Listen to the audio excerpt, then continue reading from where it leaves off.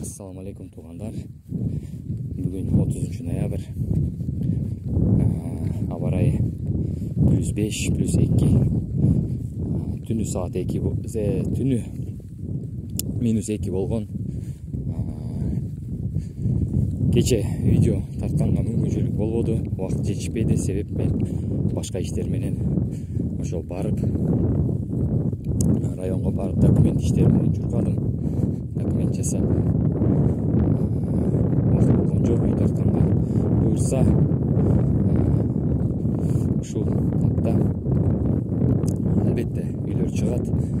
Дагы 2 үй даярдап койдум. Ошол бюджетный үйлөрдү, арзан үйлөрдү буюрса барып тартып, документтерин текширип тактап эме кылайын.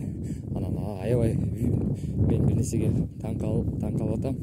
Адамдар жазышат, видеону көрбөй туруп эле чалышат да, билинип калат сразу. Бат эле билинип калат, себеп документи барбы, андай барбы деп сурагандарга албетте документи бар. Бир гана документи жок үй чыккан. Ошондон кийин чыккан эмес. Ал үйдүн документтери дагы азыр даярданып жатат. Ал үй сатылып кеткен ошол заман 20 мүнөттө. Карабалтагы Нурлан байке алып койгон. Өзү түшүнүгү жок экен андай нерселерди. Мен өзүм бүтүрүп алам да, ала берем деген болду. Ошондон кийин мен үйлөрдүн документтерин тактап көрүп, изилдеп, кандай документтер бар, эмне бар, болобу болбойбу. Кээинки мезгилде документин өздөрү да билбейт адамдар, кандай жакшыбы, жакшы эмеспи, бир эмеси барбы, тоскоолдуктары барбы, жокпу. Эмеге барганда, МФЦга барганда, ошол каттоо мекемесине барганда билинип калат. Ошондой учур 2 жолу болду. Ошол достор. Анан видеону көрүп туруп, анан так маалыматтарды алсаңыздар болот. Биякта жазышат комментарияга: кулпуна өсөбү, малина өсөбү. Өсөт биякта, эмнеге өспөйт?